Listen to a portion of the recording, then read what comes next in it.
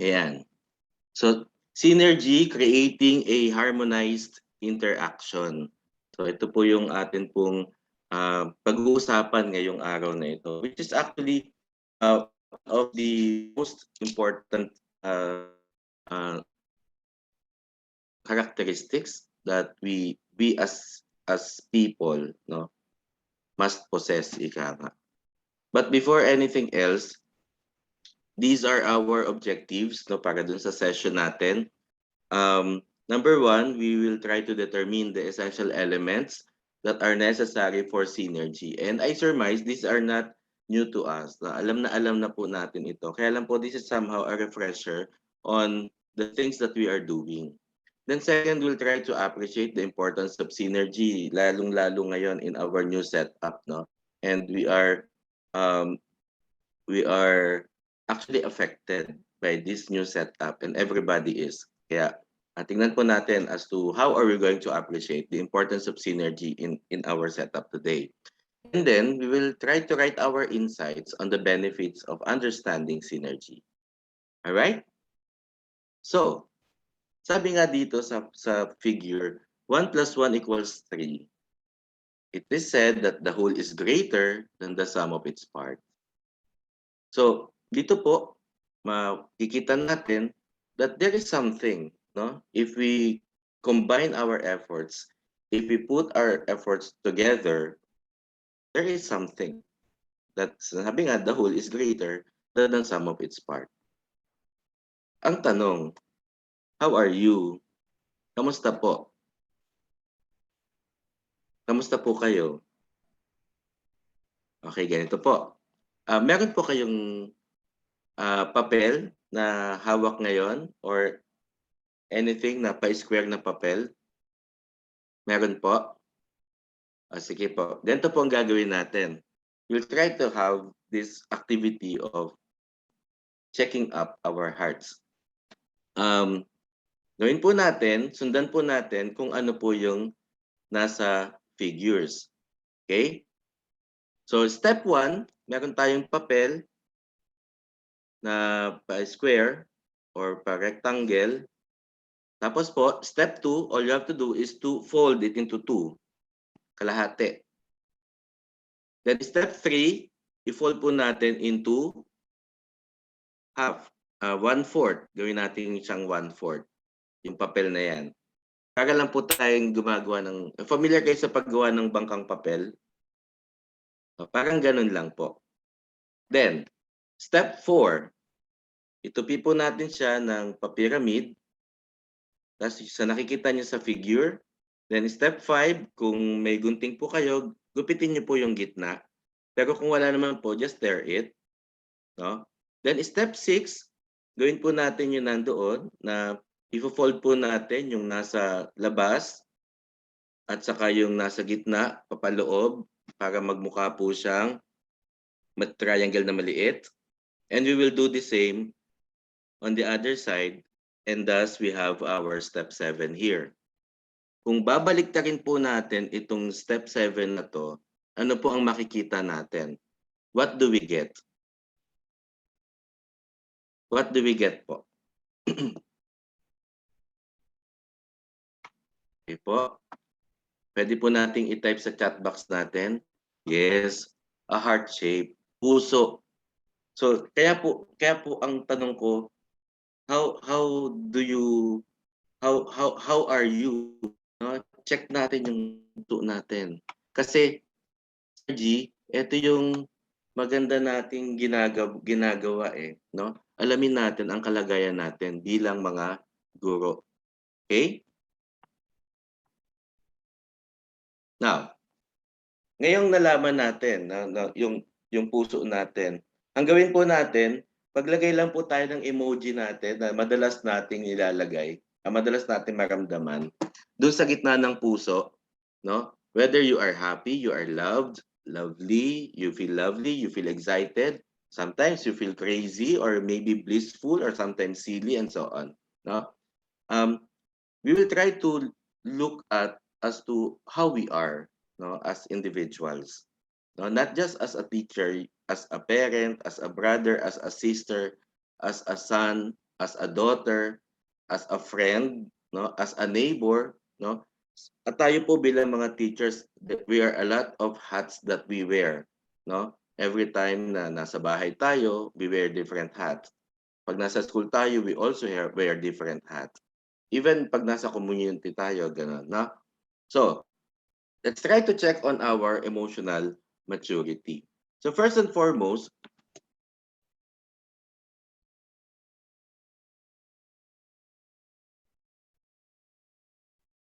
list down at least 5 among these na nakikita natin. Okay? Kahit sa scratch paper lang po. Just list down ano yung most likely na madalas pong ma-experience while you are in school. Okay? Are you happy? Are you loved? No? You may type in our chat box kung ano po ang pakiramdam ninyo. Yan, chill-chill lang, sir. Thank you, classmate. Alright. So, chillax-chillax lang tayo, di ba? So, ano pa yung nararamdaman po natin? Please type in the chat box, no? We'll try to encircle at least 5 feelings, no, from this inventory. Alright? So, you feel grateful and chillax, happy, blissful, thankful. You are sometimes tired yet positive. Yes. Happy to be with kids. Yun, tama, no?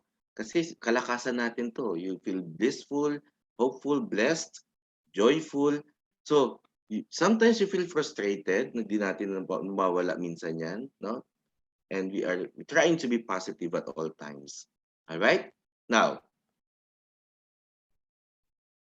from here, what situations usually trigger negative or uncomfortable emotions in you? Okay? What situations usually trigger negative or uncomfortable emotions in you? Okay po? You may type in our chat box. Okay? Type po natin sa chat box po natin. Yan, yung 5 natin, no? Okay, so sometimes because of slow internet connection, no, nakaka-frustrate nga kung minsan yan. Okay? So that gives us negative emotion. Sometimes our working environment. Or that's the very purpose as to why we are here, no? Sabi naman ni Ma'am, when somebody provoke. So those are some of the many things that usually trigger negative emotions in us. Okay? More tiring, work environment, workloads, toxic people, ang dami, no? No outputs from students, no? Ang dami, unexpected work, negative people around. There are a lot more, no? Unresponsive. So, kung lilistahin natin lahat-lahat, no? Madami yan. Even the deadlines, yung mga rush jobs, a lot more, no? Next.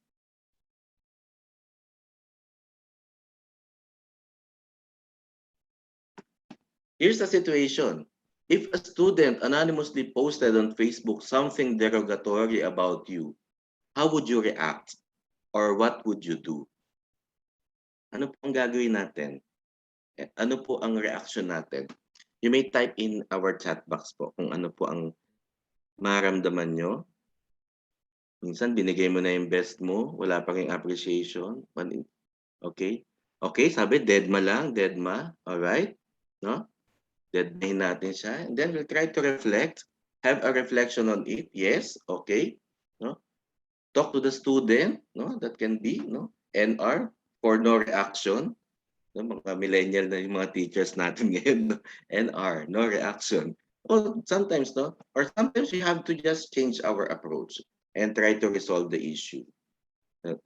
Let them know na alam mo, send private chat, no? Or you may just give it a shrug, and because he is entitled, no, to his own opinion. So sometimes we do it that way. Okay? So, yan. Nakatutuwa, no? Ang dami nating there are a lot of mixed emotions here. How do you feel if a student does not meet a deadline? Yung kanina, medyo irritated na tayo, di ba? Yung sometimes that gave us negative emotions, no? Yung sabi kanina. How do you feel if a student does not meet a deadline? Ano ang pakiramdam natin? Sometimes, yeah, frustrated, we feel sad, no? And yes, we give consideration, but you feel disappointed, you feel stressed, you feel worried. Siyempre, yung patience natin would always be there. We sometimes feel depressed, no? Kasi we feel them eh. Then you listen, nadidismaya tayo, correct. Nadidismaya tayo. And all these are but parts of our emotions, no? Nakapro-frustrate ka, napapuzzle ka din, nasasad ka, napaprostrate ka. So these are the many things na pakiramdam natin, ano ba ang nangyayari? And then until such time that tayo bilang mga teachers, we come up with solutions. No? We have to know the very reason as to why they are not meeting the deadline. All right? Now, what do you do naman? Ito last na. What do you do when others stress you? Anong gagawin mo kapag may mga tao na nang i-stress sa'yo? Okay? Pray. Tama. Pagdasal natin sila. Hinga, inhale, exhale, no? Pagdarasal, pray for them. Napaka-religious natin, no? And then we keep quiet, then try to meditate. Laugh, tawanan mo lang yan, no? Hindi nila magfo-focus. Just leave them, ignore them, no? Yun yung mga pakiramdam natin. Walk away. Just walk away. Don't mind them and then pray and meditate. Ipakita na kaya yung task. Yes, and then pray for them. Edma, no, just think of happy thoughts. Di ba? Sabi nga ni Peter Pan, you can fly if you are thinking of happy thoughts. No? Just focus on yourself, ignore them. All right. So, ito yung mga pakiramdam natin. No? Yung nakikita natin, yung pinararamdam natin, these are but part of our true selves. All right? Now, let's have some self-check-up. Kasi kanina, how mature we are. No? Now, this time, let's have our self-check-up. Nakita natin yung sarili natin eh. Actually, yung ipinakita nyo kanina is one way of knowing your strength and weaknesses. But by this time, tingnan natin, how do we do? No? What do we do? No? Let's have some self-check, no, on things that mag-yes tayo, maybe or no. Just type in our chat box.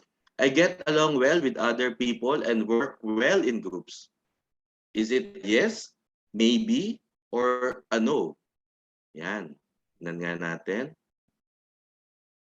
Yes. Yes. It's a check. Talaga. Kaya lang, may sometimes then, good morning. Yes. May sometimes, yes, it's a check. No, check talaga. Yes. So, talagang we work together but may instances na sometimes na kuminsan isipin natin, depende sa makakatrabaho. Parang ganon. Alright? So you get along well with other people and work well in groups, and majority of us would say, yes, I get along well with other people, there's no problem, and I work well in groups. Okay?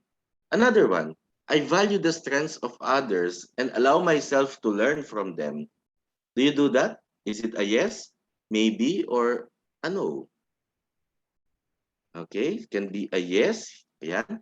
Kita natin, no? Yung yes, talagang malaki ang yes and big check. May maybe din, yes, of course. Yan, may mga yes tayo. Yes, puro yes. And it seems that it is a positive para sa atin that we find these strengths, no? That we value these strengths of others na nakikita natin that we can collaborate with them. Okay? So it's a yes, pero may mga nagsa-sometimes din, no? We'll try to see. Anyway, this is but a check-up, no? On on on on how we do well with other people. Then lastly, I know that by working together as a team, we can get more work done and come up with better solutions than we could alone. So, is it a yes, a maybe, or a no? Okay? So, ano yung yes, no? Puro yes. Absolutely yes. Sabi ni Ma'am Vanessa. May conviction talaga, no? So it's a yes, correct, no? It's a correct. No, yes yan. It's a yes. All right. So, two heads are better than one. Correct. Aba, syempre, yes. Okay. So, nakatutuwa yung mga sagot natin, no? So with this at hand, we will try to find out what then is synergy. Kasi yung pinakita natin, they are into synergy. What then is synergy? No? Ano ba ang meron sa synergy na to? Well, if we're going to define what synergy is, it is actually an interaction of elements that when combined produce actually a total effect that is greater. Kaya kanina, di ba, yung binanggit ko, yung 1 plus 1 equals 3. The moment you combine things, there would be a better element to produce. No? Produce a total effect that is greater than the sum of the individual elements or even contributions and a lot more. We work together. Sabi nga, di ba, yung sa salitang team, nag-acronym yan before. Yung salitang team, pag in-acronym mo, ay pagka inano mo yung acronym niyan, sinabi mo yung acronym niyan, together, everyone achieves more. Okay? So, is synergizing necessary? The answer is yes, because there are a lot of essential elements that are necessary for synergizing. Let us try to enumerate them one. A person who is into synergy must have similar goals. Tayo ba bilang mga guro, are we having similar goals? The answer would always be yes. Kasi tayo bilang teacher, matuto yung mga bata. And that one similarity would actually qualify us to synergize with one another. Everybody here na naging na guro, the primordial reason as to why we are called teachers is because of our learners. And these learners would actually define our teaching. Tayo kasi, ang mga bata, yan ang utmost reason as to why we exist. Dahil sa bata. At itong mga batang ito, yung pagmamahal natin sa kanila, hindi matatawaran. No? Hindi matatawaran yung pagmamahal natin sa mga batang ito. Because we want these learners, we want these children to learn from us. Okay? So we must have similar goals for us to synergize. Another one, have a sense of self. Kaya kanina, di ba, yung activity natin kanina. This is actually one way of letting you understand, letting you know that you still have that sense of self. You cannot give what you do not have. We may love our learners, but do we love ourselves? Love ourselves first. Mahalin mo muna yung sarili mo. Mahalin muna natin yung sarili natin. Because only by then, kapag minahal natin yung sarili natin, only by then that we could give love. Because we have that love in us and we are able to give love. No? Kasi meron tayo. Hindi mo pwedeng ibigay ang isang bagay na wala ka. Kung hindi mo mahal ang sarili mo, paano ka magmamahal sa iba? O, di ba? Parang hugot ba 'yon? Alright? So, have a sense of self. Tama, no? Love radiates love, which is correct, no? Stay open to new ideas. Gone are the days that we consider old is gold. But by this time, lalo pat marami ng mga bagay ang nai-open ngayon at nai-introduce ngayon, we are into innovation, no? We are now into industrial revolution 4.0. So we stay open to new ideas. Okay? Then embrace trust. Yun ang isa sa mahalagang bagay na maibibigay natin na dapat meron tayo, no? We need to collaborate, no? You cannot sabi nga, ay, ang galing ni Ma'am mo. Sabi ni Ma'am Rebecca Legaspi, you cannot give love without loving, vice versa. Ang sarap my day nito, no? Okay? Sabi ni Asnar, collaboration. All right. Embrace trust, no? Tiwala. Kasi tayo as a team, we need to trust one another. because we want to achieve a common goal. No? In achieving a common goal, everybody needs trust. Then they should understand that the best way to do things is by working together. I think ito yung azimuth, no, as to why we need to collaborate with one another. Kasi we have to understand that this is the best way. Not only one of the ways, but the best way is by working together. Okay? And then show respect to one another. Kasi it is by respect na iintindihan natin sila. We will understand kung meron man silang pinagdadaanan, meron man silang um, nararamdaman mga oras na yon. No? We show respect.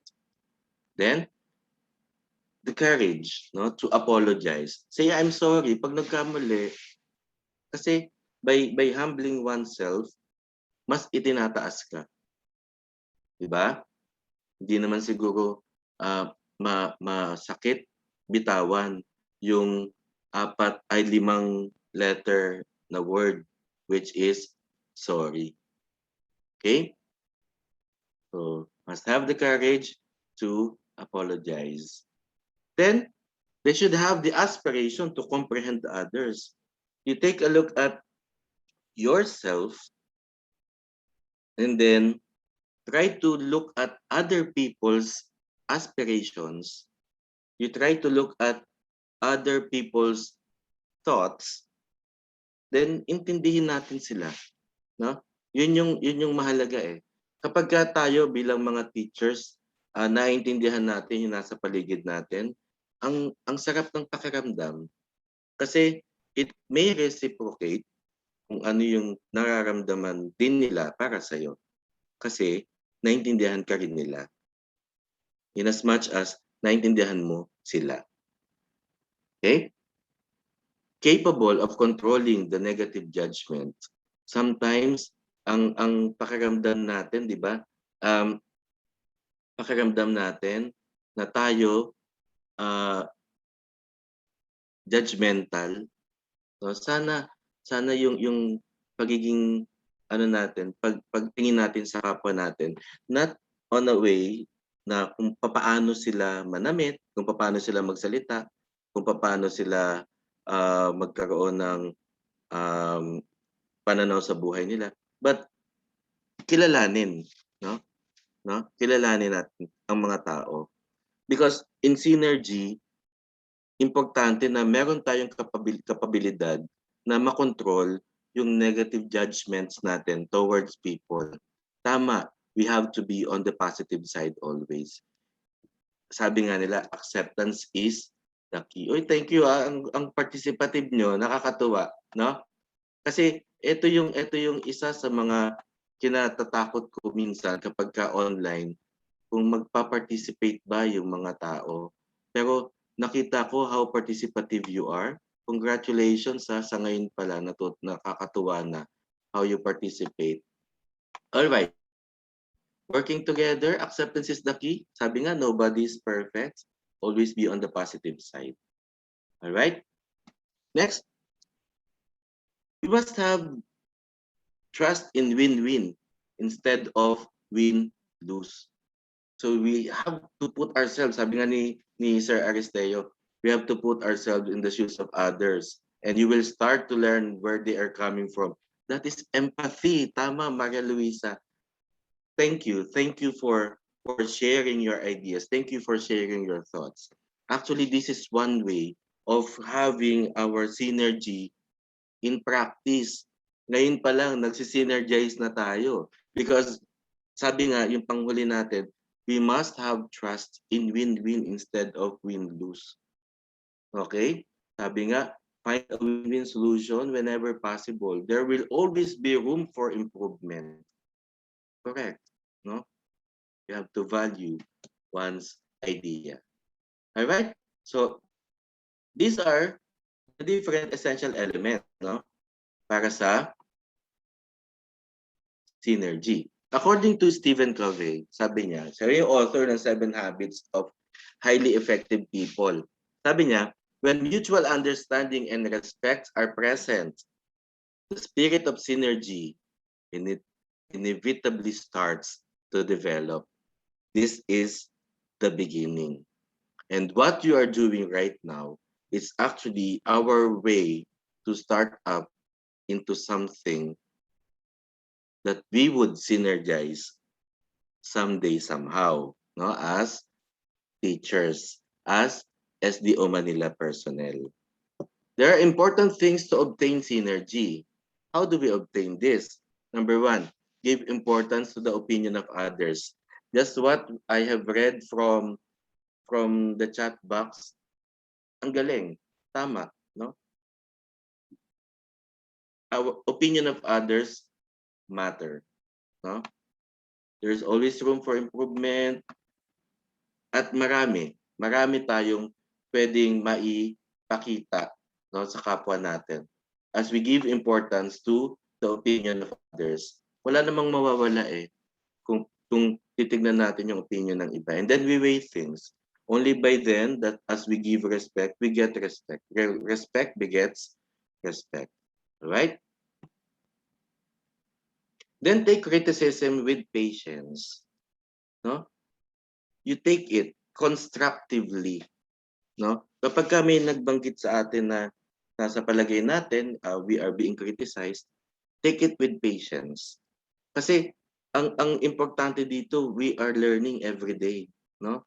You allow yourself as you work in a team, sabi nga ni Ma'am Priscilla, say thank you.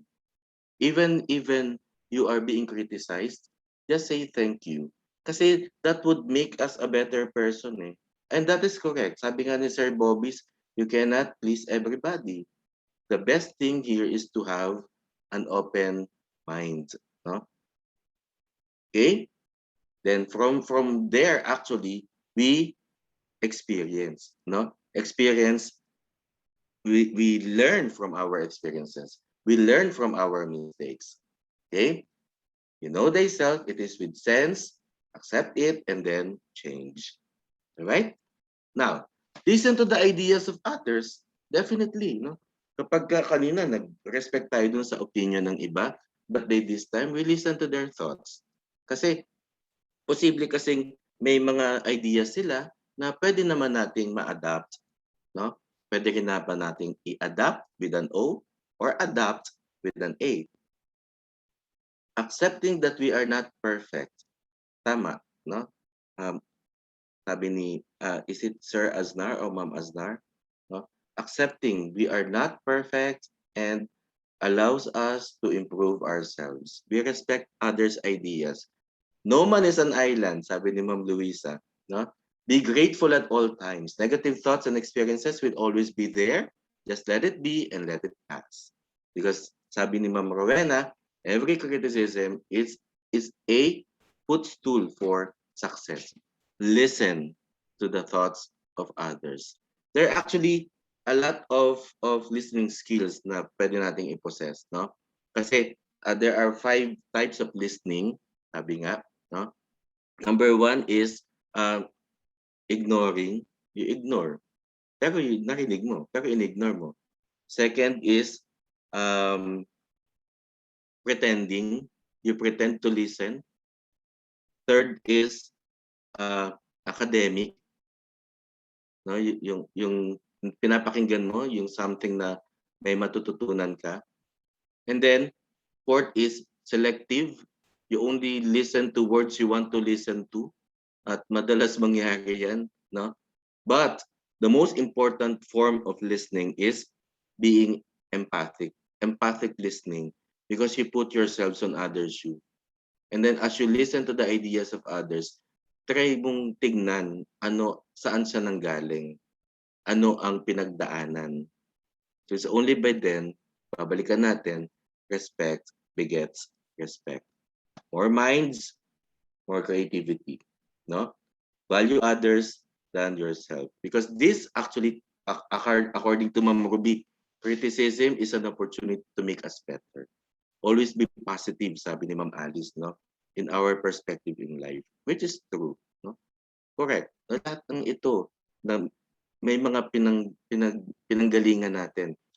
These are actually yung mga pinagsasabi ninyo. These are actually parts of our experiences that created us to become a better person. And I surmise that we are all better than yesterday. All right? So creating change, no? You create change out of those. Nakita mo yung criticisms na yan. Pwede naman sabihin natin na um, pick upin natin yung mga bagay that would create us, no? That would make us better. Sabi nga ni Ma'am Lilibet, we have 2 ears and 1 mouth so that we can listen more than to speak more. Ay, ang galing ha? Di ba?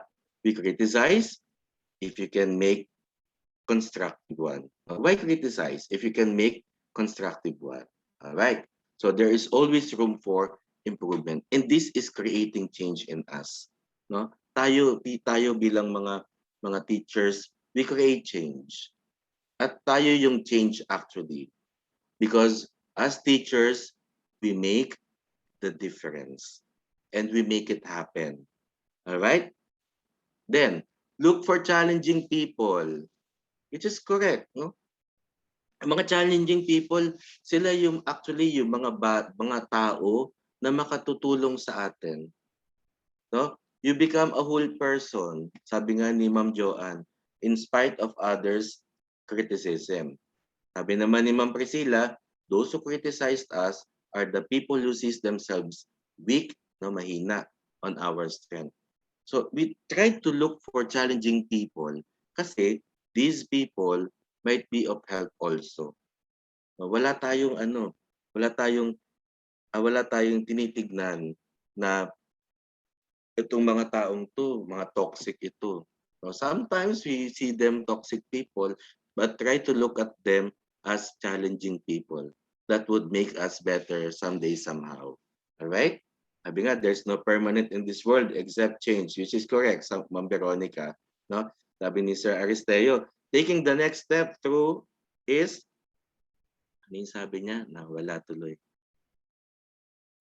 Ang sabi ni Sir Aristeo, ayan, nawala. So that's person, no? These people will help us bring out best in us. They are not actually our competitors, but they are gems to lift us up. Nakakatuwa na itong mga pananaw natin actually may mga pinagugutan na ito, and I surmise that these are based from our experiences, experiencing with challenging people around. Okay? Then, when do we know that you are in synergy? Now, I want you to reflect in 1 minute, no? Kailan mo nalalaman na ikaw ay nagsisynergize na pala, no? Ano yung pananaw mo? You do not need to write it down in our chat box. Pero I want you to reflect, even in a minute lang, in a minute of silence, no? When do we know that we are in synergy? Meron ba tayong mga bagay na pwede nating masabi na I am a person who is in synergized with others? All right? Just a moment of silence. In 10, 9, 8, 6, 5, 4, 3, 2, and 1. All right? You know you're in synergy actually when you have a change of heart. Meron tayo. No? The moment we change our heart. Kaya nung simulang-simula pa lang, ano ba ang focus natin? Puso natin. Nag-heart check-up tayo. And then we go into our emotional maturity. No? We have a change of heart. Then feel new energy and excitement. Pagpasok ba natin, ang tanong lagi, para kanino ka bumabangon? Sabi nga nung commercial, di ba, ng isang brand ng coffee, para kanino ka bumabangon? I would always say that the very reason as to why kung bakit ako bumabangon, para kanino, sa pamilya ko. Bumabangon ako para sa mga estudyante ako. Bumabangon ako para sa mga katrabaho ko. Bumabangon ako para sa mga kaibigan ko. Bumabangon ako para sa mundo. Kanina dun sa chat box, no man is an island. And you are absolutely correct. You feel that new energy and excitement. Because we want to see things in a new way. Perspective natin ito. Yung perspective natin on seeing things in a new way. We feel that our relationship has transformed. Okay? Nagta-transform na yung relationship natin. We are into leveling up, no? And we end up with an idea or result that is better than what either of you started with.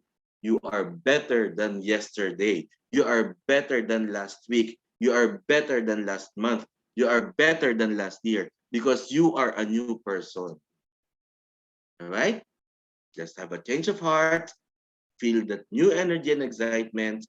You see new things in a way. You feel that the relationship has transformed and end up with an idea or result that is better than what either of you started with. All right? Then, what are the benefits of synergy? Ano ba ang meron sa synergy? Ano ba ang benepisyo nito sa atin? Well, this is but obvious, no? This is but obvious. Una, trust. We build trust.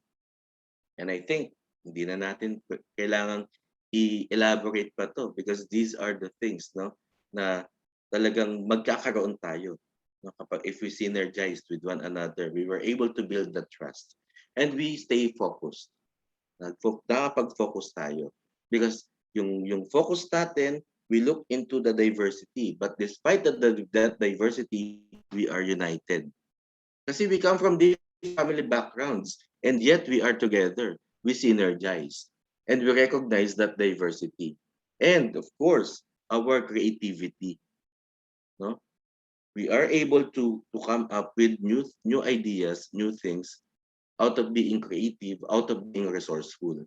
And lastly, this is actually developing our critical thinking. All right? Are we still good? Do we feel energized? Huh? Do we feel energized? Do we feel better? Okay. All right. So the screen is not good. Okay. Sige. Siguro dun sa connectivity. But of course, no, we feel good at all times. Now, there are 5 generational tips for enhanced synergy in school. We always look into that new generation. The first plan is plan for synergy. How do we cooperate? How do we collaborate with one another? Let us try to plan for synergy. May mga instances tayo, we are grouped according to grade level. There are instances also that we are grouped according to our interests.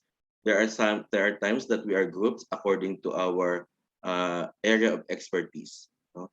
We plan for synergy.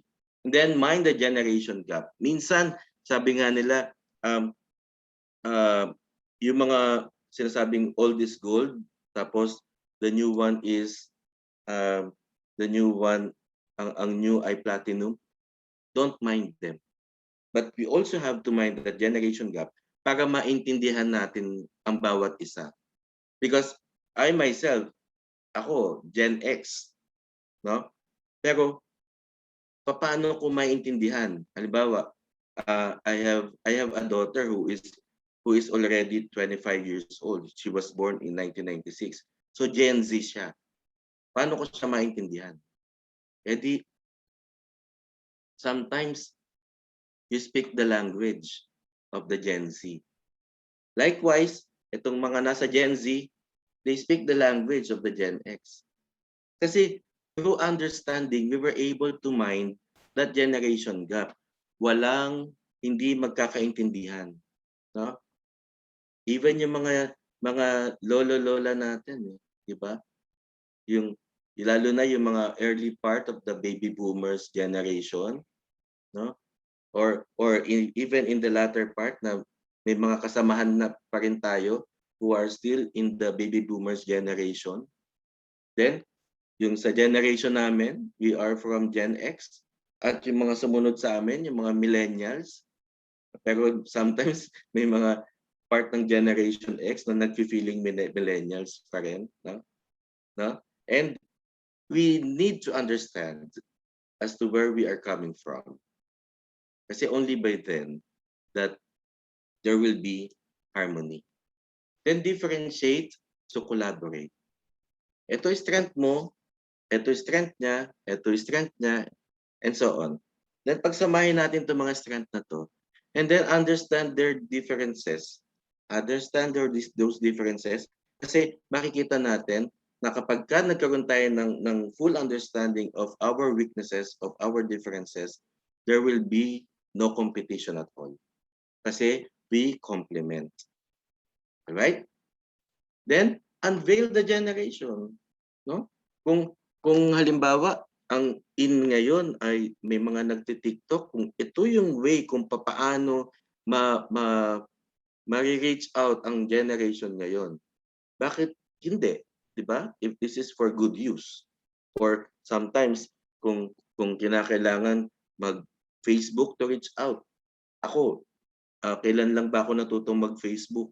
Kasi nakita ko kung ano yung importansya lalo kapag gagamit ako ng Messenger, ang bilis. Unlike before mo mabasa yung email mo, it would take weeks. Ganon katagal. Ngayon, through Messenger, alam mo na kagad kung kailan, saan, and the information is there. No? Then, give it a try, give it a twist. Let's try to rethink. No? Kasi titignan natin, baka may mga nakikita tayo, and then maybe this is the perspective. Why not create something else? Why not look into it the other way around? Let's try to look into other perspective. Okay? Give it a try, then give it a twist.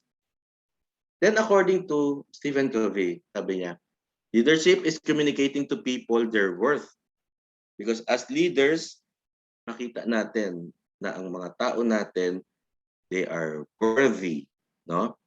They have the potential.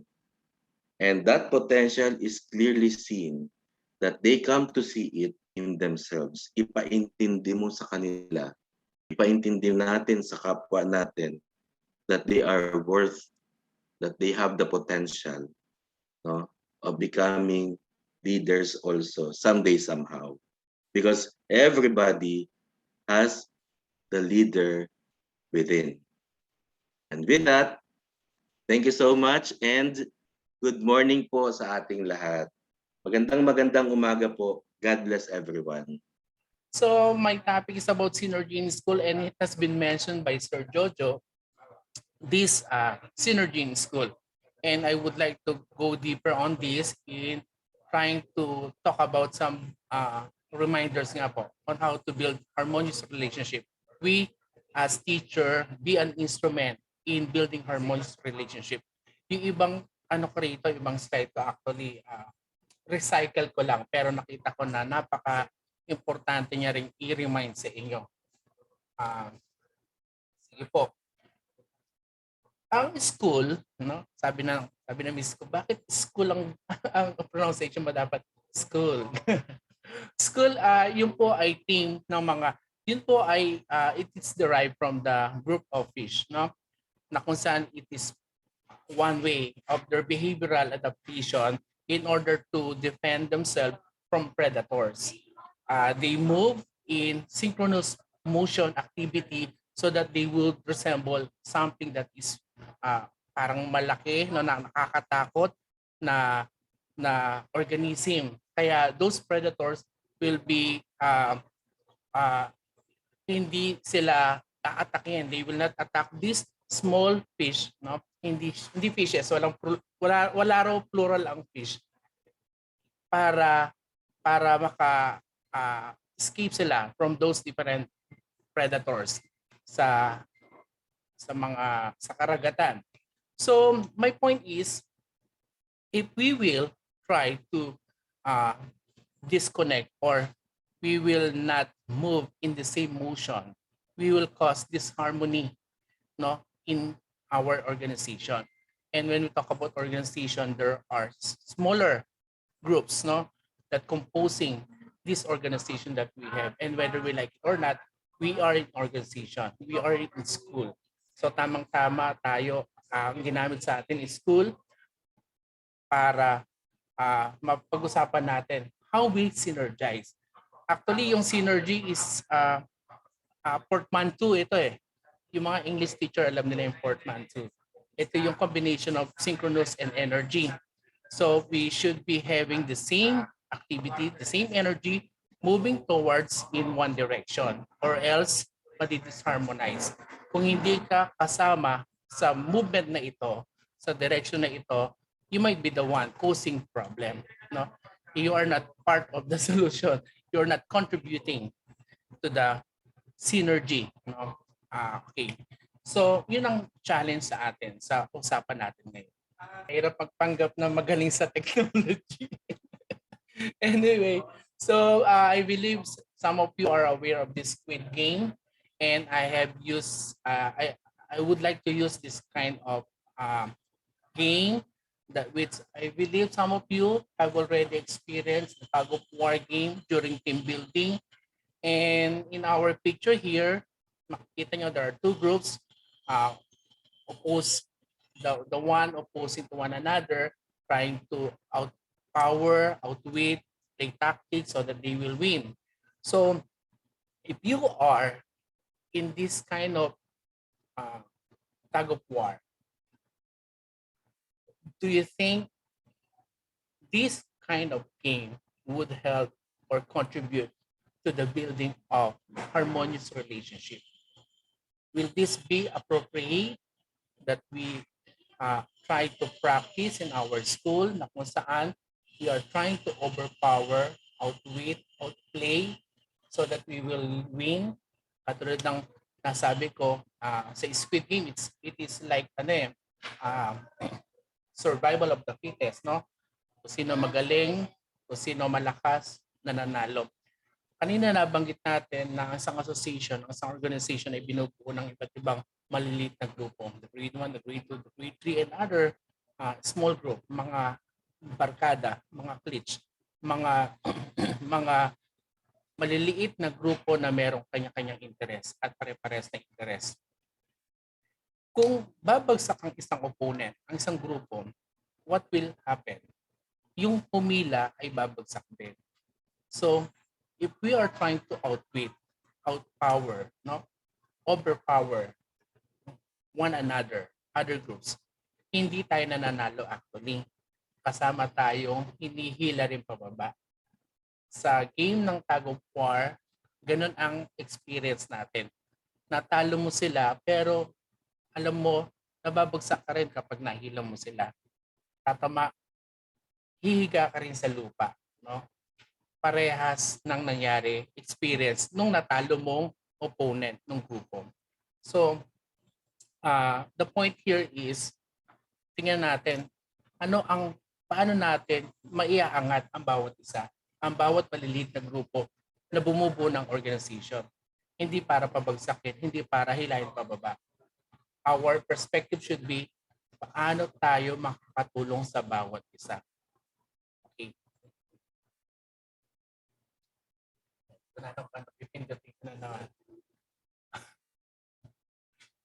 Ang dami kasi, actually, 4 na monitor itong, 3 monitor itong KAG.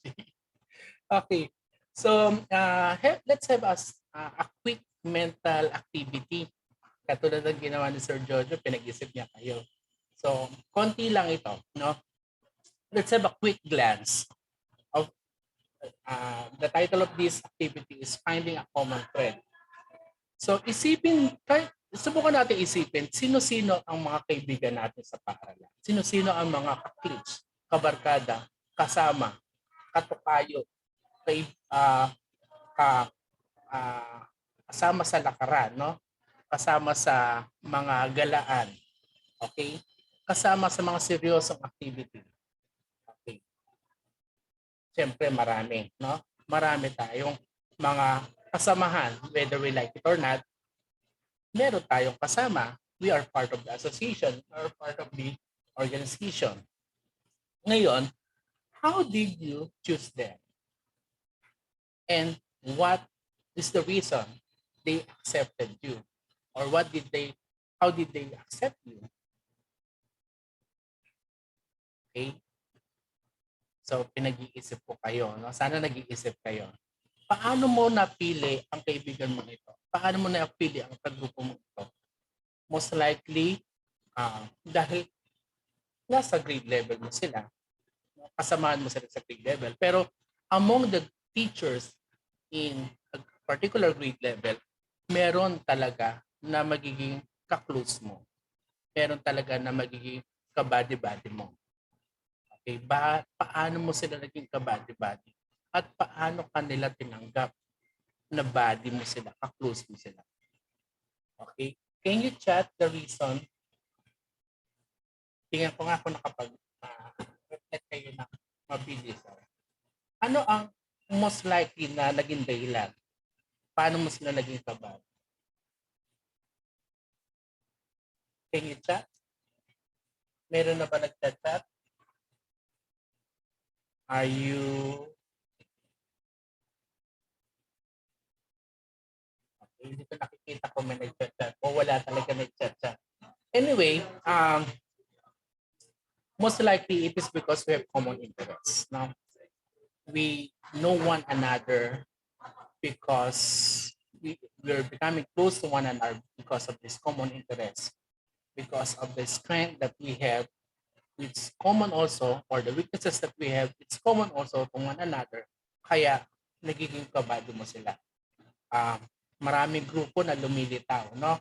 Sa mga, kung i-observe mo sa isang paaralan, sa isang association, makikita mo lahat ng medyo kikay, mahilig mag-ayos o magaganda, nagsasama-sama.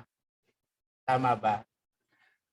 Yung naman medyo seryoso, religious, nagsasama-sama. Yung mahilig sa lakaran, mahilig sa galaan, or mahilig sa nightlife, or may parehas na talent, nagsasama-sama. Yung hindi nagbe-blend, minsan yung medyo conservative at yung medyo liberal mag-isip, no? Yung radical mag-isip at yung medyo seryoso, no? Pagdating sa yung yung obedient, masyado, no? Hindi nagbe-blend yung mga ganon. Yung when there are different qualities or characteristics, hindi gaano nagbe-blend yung mga yan. Nagbe-blend because of those qualities that are common, no? Yung commonalities that we have in our organization, in school, particularly. So, pag-usapan natin, no? Just a quick glance also, itong stages of getting into a circle. Mula doon sa naisip natin na reason, bakit ako kasama, ba't ako kabady niya, ba't ako ka-close niya. Okay. Una, may stages na kung saan magkakakilala tayo sa isang paaralan, whether we like it or not, na-deploy tayo sa paaralan na ito, at whether they like it or not, nandun tayo, no? And that's why they need to accept us. Kilala ka niya, most likely yung profile mo lang, no? Alam niya sa ka nag-aral, alam niya kung saan ka magaling, alam nila kung saan ka maasahan, no? The acceptance, or yung acquaintance lang, no? Halimbawa, yung teacher sa grade 4, kung ikaw ay grade 1, kilala mo, pero friend mo ba? Ang tanong. Jay, may lumalabas pang ano rito na chat pag may nag-chat. Hindi ko kasi nakikita ito. Okay. Ayan. Medyo liitan mo. Ayan. Okay. Okay na ba yan? Ayan. Papatulong ako kay AJ. So yun po, no? Yan pala, meron pala. People not blend with anyone has a real baby. The way how they grow up with their parents. Okay. So, yun po, no? may mga kasamahan tayo, we just know them. But when we talk about a closeness, yung attachment sa taong ito, of course, no, hindi natin masasabi na hindi ko siya friend, acquaintance ko lang siya, no? Meron ganon. Or ka-Facebook friend mo siya pero hindi mo siya talaga friend. Okay, iba kasi yung lalim ng friendship. And when we talk about acceptance naman, ito yung level na kung saan tinanggap na nila kung sino ka, your strength and weaknesses. Um, Alam nila kung sino pupuntahan sa ganitong role, no? Sa isang task. Alam nila kung sino ang reliable, alam nila kung sino ang pwedeng mabagyan ng ganitong task. The acceptance. And also, most likely, this acceptance has something to do with nakapag-share ka na, no? Natanggap na nila kung ano yung mga ah, kung ano yung mga posible na mapakinabangan sa iyo at ganun din yung kahinaan mo. Okay. However, para lumalim pa at ma-reaffirm, no? Reaffirm yung acceptance nila sa iyo. Kailangan maramdaman yung appreciation. So ito yung big deal. Ito yung this appreciation spell the difference. Kung ikaw ay na-appreciate at nakakaramdam ka ng approval na kung saan this the acceptance that they have from you, meron ka na nare-relate na something that is good, mga praises, okay? Yung appreciation kasi, ito minsan ang hinahanap natin for us to feel that we are really accepted, no? Na kung saan, ito yung nilolong ng bawat isa sa atin. Yung bang kahit na maliit na bagay, narinig mo, ang ganda ng damit mo, ang ganda ng luto mo, ang sarap ng luto mo, I mean, ang galing mo, okay? Congratulations. Yun ang hinahanap natin, no? Para masabi natin talaga, ma-reaffirm natin na may acceptance talaga. Kasi minsan nagawa mo ng lahat pero wala ka naririnig na papuri. This appreciation means a lot, no? At kung ang bawat isa ay nagkakaroon ng ganitong pagtrato sa kasamahan, we are investing something, no? We are investing the emotion, we are doing this emotional investment. At yung emotional investment na yun ang magiging binding factor ng attachment ng bawat isa. Minsan kasi nandun lang tayo sa level of acquaintance tsaka acceptance na kung saan whether we like it or not, we need to accept this person kasi na-deploy sa grade level ninyo or nasa kasamaan mo sa grupo. Pero yun nga lahat tayo may mga weaknesses, may mga strength, and we are in a circle, we are in association, in an organization, and we need to practice this appreciation that we need to let other people experience the this good feeling, the investment that we are doing, the emotional investment that we are letting others to feel. Kapag hindi mo nararanasan yung appreciation, parang, di ba, parang hindi ka tanggap, parang you don't belong to the group. So, pag lumalim na yung ating samahan, yung circle na ito, the association, meaning to say, yung identity, no? You will be identified in the group, no? Kung sino ang grupo, yun ka. Yung association, you will be associated from the group, no? As you will be generalized na. Kaya pag sinabing itong paral na to, ganito ang mga guro, bahagi ka na nila, no? O itong grade level na to, ganito sila, sila ay mahilig magkwento. Bahagi ka na nun, no? So the association, you will be associated with the group. And it's good thing, no, na sana favorable yung mga magiging qualities or characteristic ng grupo, ng association na nakabilang tayo. So, na-focus ako kanina doon sa appreciation na sana we will not overlook, no? this kind of practice that we should be dealing with our co-teachers.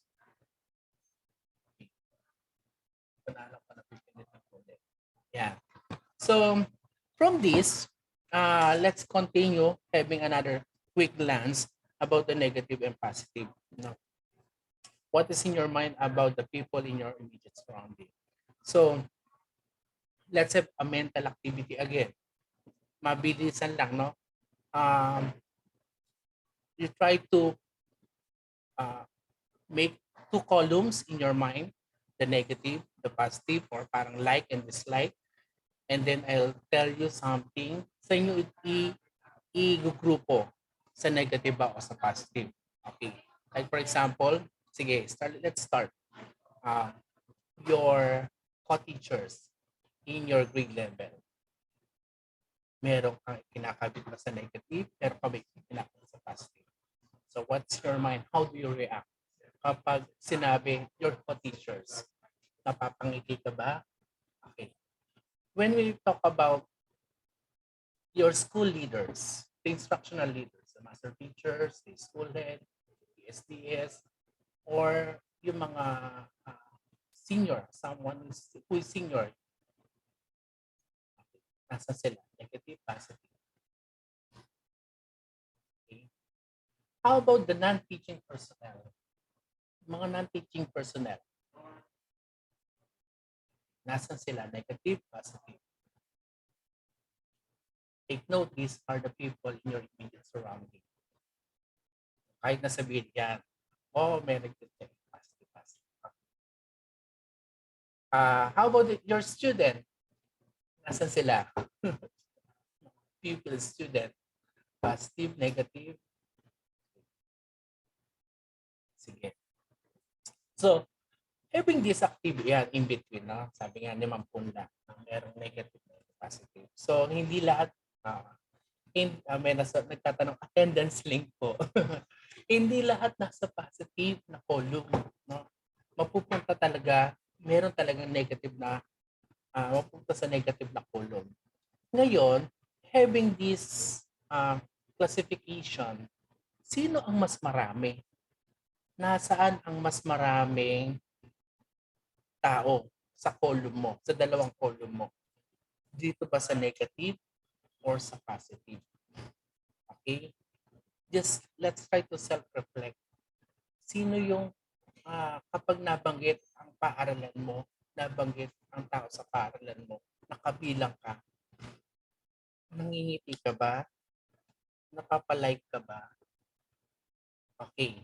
So, the point here is that this activity is to tell you that whether we like it or not, there are people whom we do not like. No? There are people na kung saan they are favorable towards you. But may mga tao na kung saan ayaw mong iniiwasan mo, ayaw mong makita. No? Because sabi iba nga, sabi toxic yung mga taong yun, no? Na hindi na nakakita na maganda kundi puro negative na lang against you. So, sinasabi dito sa aking, layo ko lang po itong mga nakakalat. Sinasabi dito sa aking slide, it is to be proactive than being reactive. We know that being proactive is how we are dealing with negative things and we would like to have a good or positive result after dealing with those negative things. So, we rather be proactive than reactive towards these people. Kapag reactive kasi tayo, all we need to do is to react against them, no? Kung saan it will create more problems. Kung saan instead na hindi ka masyado maapektuhan, no? Kasi nga whether you like it or not, yun na sila. Yun ang characteristic nila. At ikaw rin naman, meron ka rin kahinaan at meron ka rin mga shortcomings na hindi, most likely baka hindi ka rin aware. So being proactive is that yung bang how you respond, no, to the situation. Sabi nga sa isang quotation, 10% lang ang yung mga nangyari sa buhay natin. these are 10% and 90% is how we react on this 10% that is uncontrolled. Hindi natin makontrol. Um, and this, at yung happiness natin nakadepende on how we react, how we respond to this 10% which we could not control. Halimbawa, natapunan kita ng kape, no? Kapeng mainit sa umaga. And kung magre-react ka mula sa umaga hanggang hapon, negative reaction mo, masisira na ang araw mo. Diba? Yung 90% na yon ang magdedetermine kung magiging masaya ka ba o hindi on the way you will react. Kung meron mga tao na nakakausap ka, nabasa mo sa Facebook yung kanyang pinos, tinamaan ka ba doon sa pinos niya? Ikaw ba sinasabihan niya? Pero alam mo may galit itong taong ito, bitter sa'yo. Pero magpapa-apekto ka ba? Sisirahin mo ba yung ang gagawin mo ba, ang magiging frame of mind mo ay gaganti rin ako, magpo-post din ako. At magpo-post din siya, magpo-post din ako, magpo-post din siya. Ang wala na kayong ginawa, kundi magpataasan, no? Hanggang sa mag-apakan na kayo. Okay? May napala ka ba? So that's not being proactive. That is being reactive. Wala kang napala. Hayaan mo na lang siya mag-post, hayaan mo na lang siya magparinig, hayaan mo na lang siya maging ganon. At magsasawa rin yan kasi habang ikaw ay nagre-react, nananalo siya. At walang nananalo sa argumento. Kahit sa bahay ninyo, walang mananalo sa argumento. Mananahimik lang isa pero hindi niya tinanggap na natalo siya. Your perspective influence your action and happiness, sabi rito. So kung paano mo tingnan ang buhay, paano mo tingnan ang mga pangyayari, this will influence your action and happiness. Kung accepted na talagang mayroong mga negativity, no, sa buhay natin, may mga tao na ayaw sa atin, mayroong mga bagay na hindi mo unfavorable, no? Hindi mo matanggap. Pero because you have a very good perspective. Halimbawa, mayroong isang teacher na napaka totoong experience, no? Merong teacher akong kilala na hindi siya talaga napopromote, no? Lahat na ng paraan ginawa niya. Hindi siguro time, no, para ma-promote pa siya. At nawalan na siya, kumbaga na-dampen na yung spirit niya para magpursige. Nag-react siya negatively. Pero meron din teacher ako kilala na ganun din ang situation. Pero ang iniisip niya lagi, bakit ba ako nandito sa pagtuturo na to? Bakit ba ako sa field na to? For promotion ba? Or for my pupils, for my student? Di ba? Mas maganda yung kanyang perspektibo na secondary na lang ang mga promotion, secondary na lang ang monetary benefits or anumang incentives. Ang kanyang dahilan, kaya siya nasa field of teaching, is not for those reasons, kundi para makapag-contribute siya, para matuto ang mga batang hinahawakan niya. So, yung kanyang fundamental option in life, yun ang nagbibigay ng happiness sa kanya. It's not because kung ano man yung nangyayari sa external environment niya. So, that defines your happiness on the way you perceive things, on the way you being proactive on the things that is not controlled. Okay. Yes, argumentation is good way to understand an issue better, the pros and cons ideas. However, tama naman po yun. Pero when it comes to trying to overweight or outweight one another, sometimes they don't accept that you were defeated, no? Or they don't accept na sila ay na-outwit mo. They most likely, they will just be quiet para wala na, para huwag nang humaba. Pero when it comes to the acceptance, yun ang issue roon. Kahit sa mga magkakaibigan, minsan, pagka nagtalikuran na kayo, gusto mo, yung sa'yo pa rin, yung pananaw mo pa rin. Like for example, in politics, pwede tayo magkaroon ng argue sa politics na ako ito kulay ko, ako ito kulay, siya yun ang kulay niya, no, na sinusuportahan. Magkakaroon tayo ng argumento, pero pagkatapos no, mananahimik lang tayo, pero hindi mo ako na influence, yung pa rin ako. Yun pa rin ang pananaw ko. At iniisip ko pa rin na kung panatik ako sa kulay na yun. At wala ka ng pakialam doon. Something like that, no? Minsan, yung pros and cons, it's good na meron kang binibigay mo yung mga option, no? Pero when you are not good in delivering your ideas sa isang tao, baka magkaroon ng setback, no?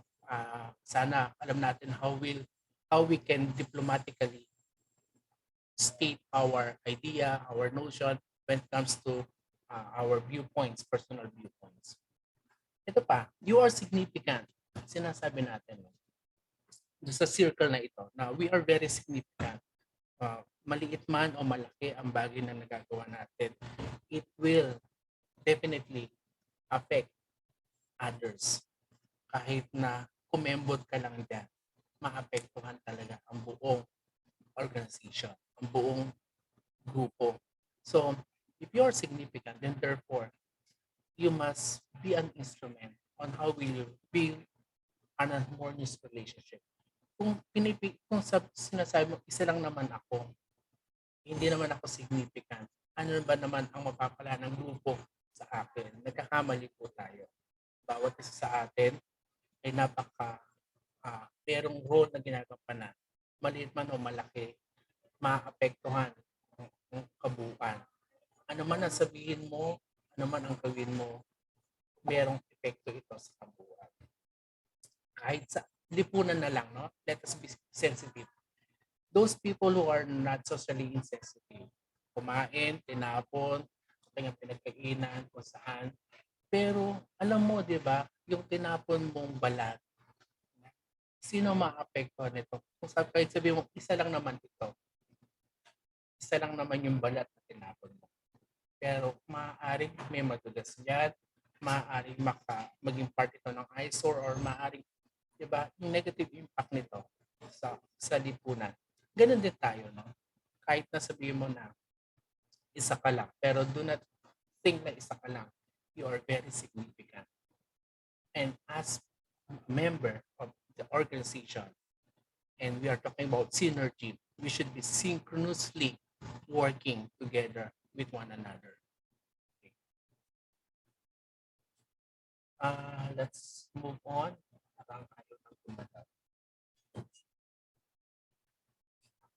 Another quick activity, mental activity lang. On the way we interact, what's in your pen, what's in your text, what's in your work. We communicate every day. From time to time, we do the communication. Kaya may religion, kasi may Bible.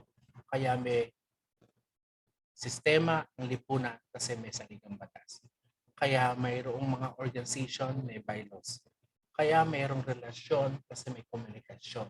At kaya mayroong, di ba? Kaya umiikot ang mundo because of the communication. So what is in your pen? What is in your text? What is in your word?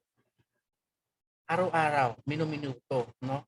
Gumagamit tayo ng kaparaanan na kung saan we give our message, we relay our message, and somebody will accept and receive this message. They will interpret your message.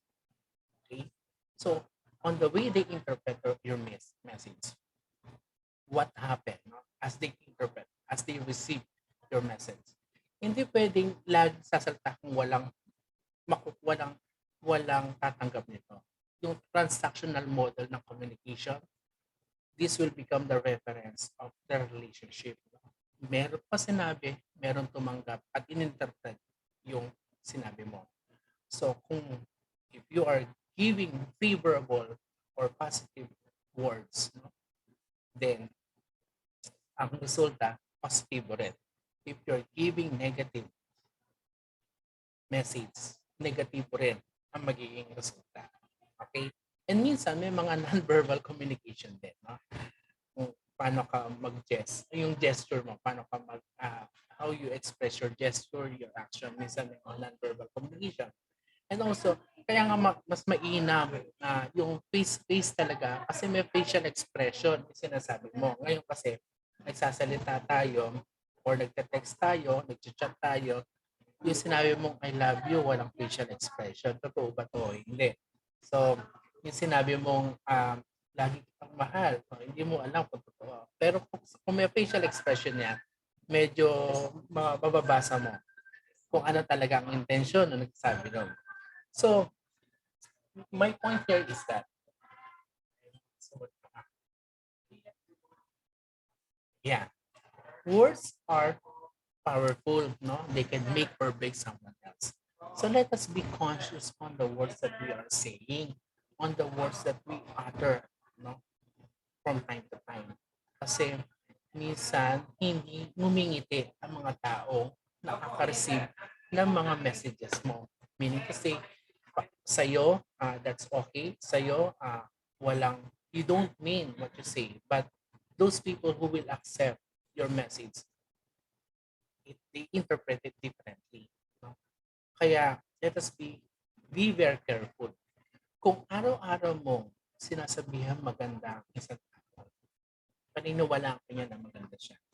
So let us also be honest, no? in uttering something. When we are saying something, let us be honest in our words. Kung araw-araw mong sinasabihan maganda ang isang tao, di ba? O ang nanay mo sinasabihan ka nung ikaw ay bata pa na ikaw ay gwapo-gwapo, paniniwalaan mo yan. Totoo po yan, no? Paniniwalaan mo. At kung sasabihan mo rin ang mga kasamahan natin na magaling ka, paniniwalaan mo. They will imbibe this or they will um, internalize those words na sinasabi ng bawat isa and will uplift, no, these you will uplifting them on their spirit na magpatuloy, no, doon sa ganong sinasabi mo na magaling ka. Pero kung makakarinig tayo ng mga negativity, halimbawa nagkaroon ng classroom observation, si leader walang nakita maganda, puro negative lang ang nakita niya, na kay class, kay mentor, kay observer, yung mga negativity na sinasabi niya, it is for him or her to guide the teacher. Pero iba ang dating sa teacher na na-obserbahan. Di po ba? Ang feeling ni teacher, wala na siyang ginawang magaling. Wala na siyang, hindi na siya, ayaw niya na magturo. Mukhang hindi siya doon sa pagtuturo talaga. No? Kasi wala siya narinig na maganda. So, words can make or break someone else. So, kung tayo ay nagbibigay, let us be generous. Nagbibigay ng mga ganito mga komento. Let us be generous. No? Let us be generous in saying good things. Kasi yun din ang gusto natin marinig. Diba?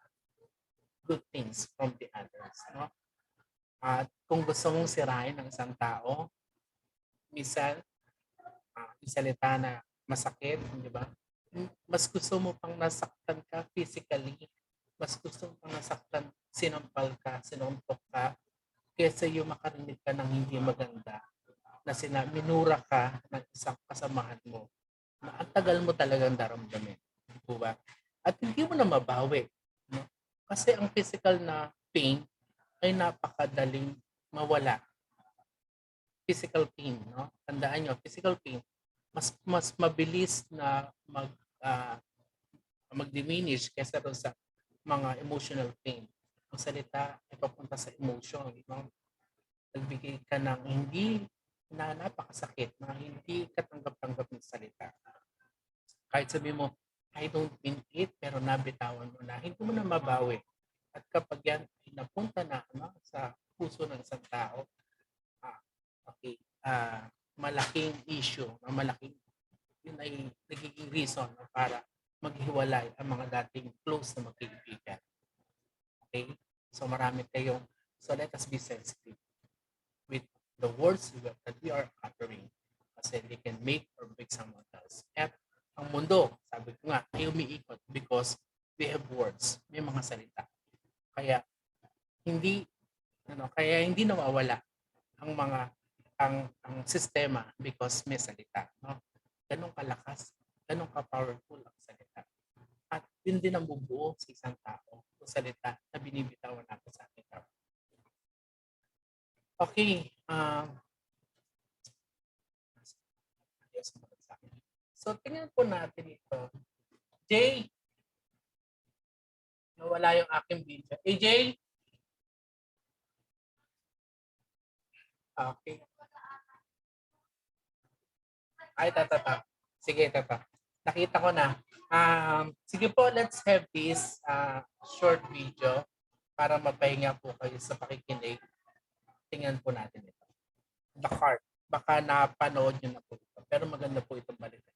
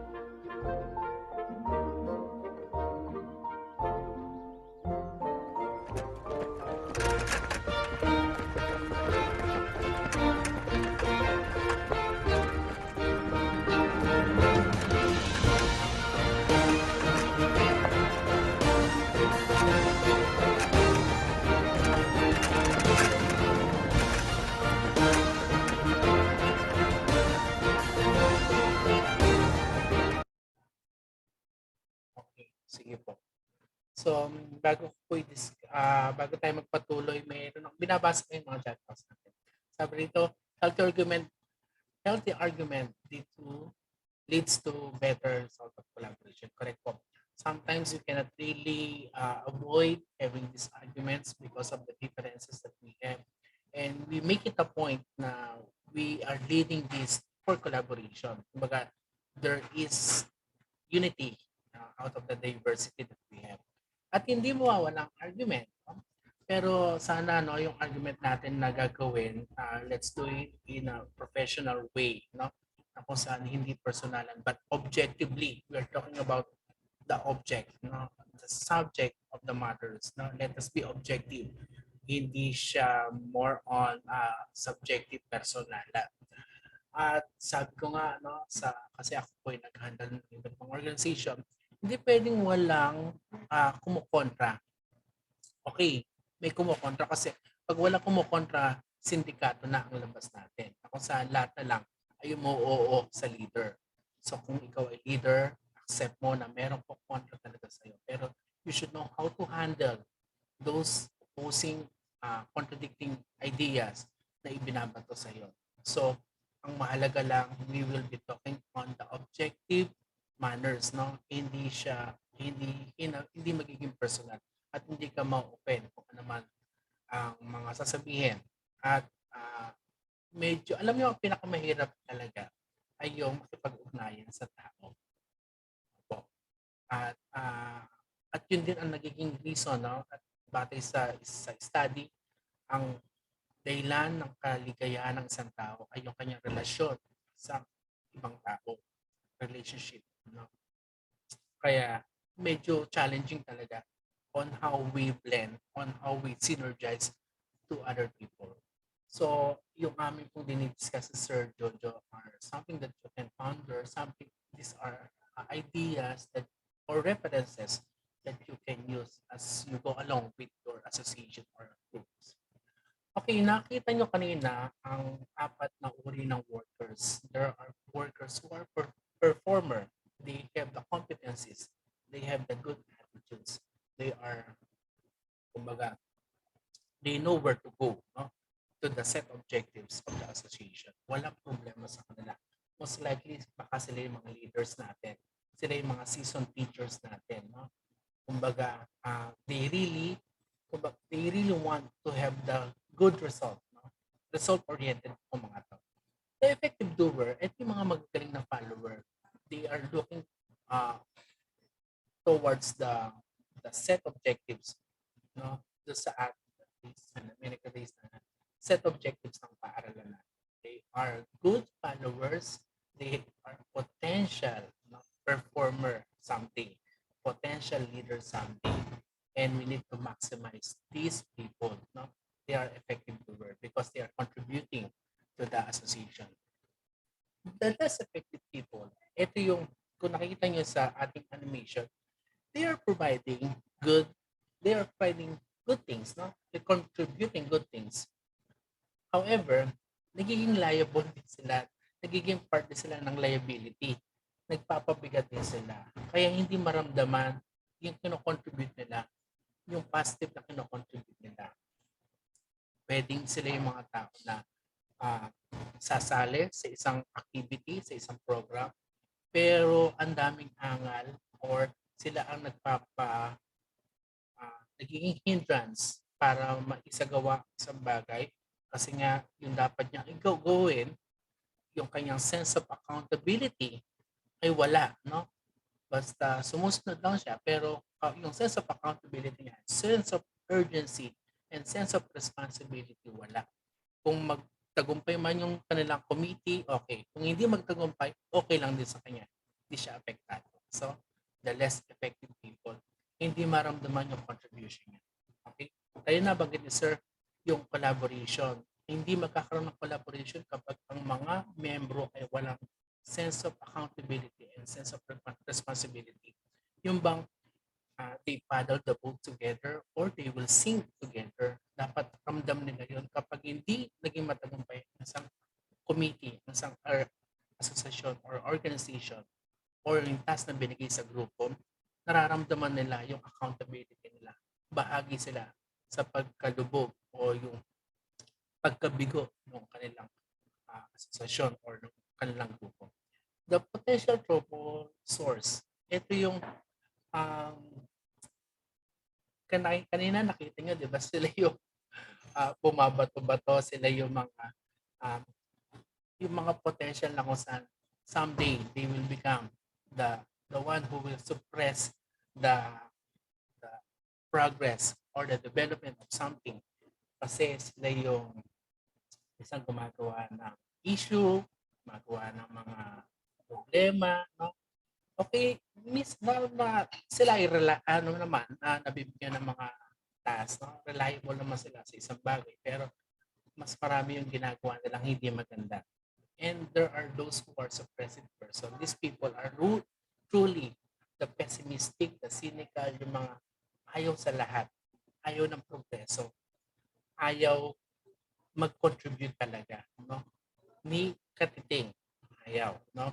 Na sana nag-artista na lang siya, sabi niya. At kailan ba siya magre-retire? May mga ganun, di ba? Na isang insulto sa iyo kapag tinatanong mga kasamahan mo, kailan kaya magre-retire yan? No? Kailan kaya mawawala sa sistema yan? Kasi nga, they are not contributing, no? They are not doing the synchronous movement, no? They're not syncing hindi sila kasama, hindi sila sumasabay sa daloy nung grupo na papunta sa pag-unlad. They are not in sync. Yeah, that's the term. They are not in sync. At kung hindi ka in sync, you are the one making the group, the association, uh, move slowly. Kasi nga, hindi nagpapabigat ka. Ikaw ay dumbbell. Ang tawag sa iyo. Ibig sabihin ng dumbbell, pabigat, no? Imbis na nakakapagbigay ka ng contribution. Okay. Meron ng mga followers. Ito according to Sir Coprelito. Gusto ko lang i-mention itong mga different followers na kung saan I know some of us here are regular teachers, no?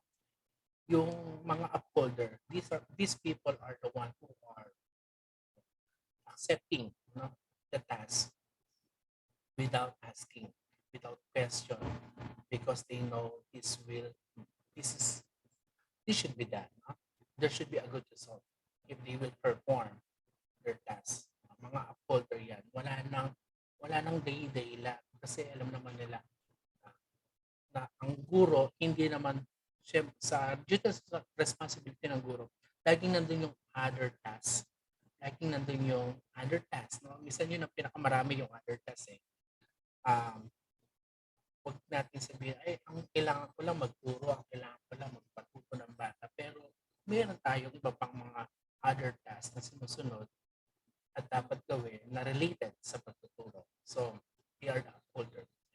Meron naman mga questionnaire na without the good rationale or without if you fail to convince these people, hindi sila susunod. Kailangan makumbinsin mo muna sila. Mabigyan mo na sila ng good reasoning. Kaya dapat nila gawin isang bagay. No, kahit na very obvious naman na dapat gawin, kailangan paliwanagan mo pa sila. They are not questioning.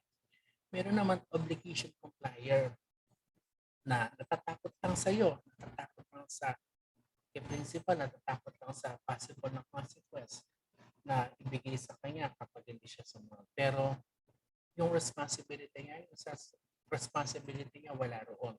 Kasi magkaiba yung obligation sa responsibility. Obligation, gagawin mo ito because you are afraid of the consequence. It is different from responsibility. You are responding because you have the ability and you are part of that organization. No? So, sana nandoon yung responsibility natin. Kung you're just doing it out of obligation, you're just compelled. You're doing it, pero hindi ka masaya. No? At meron naman na follower na rebel, no? Magre-resist at magre-resist. Na kung saan, wag mo na lang bigyan, alisin mo na lang sa mga listahan ng dapat mong bigyan ng task, ng assignment. Okay.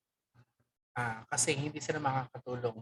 Magiging sagaba lang sila. Sila yung possible na potential na suppressor or the suppressor themselves. So, pinakita ko sa inyo ito, types of workers and types of followers for you to reflect also. Saan ka rito? Saan mo ika-classify ang sarili mo? Okay?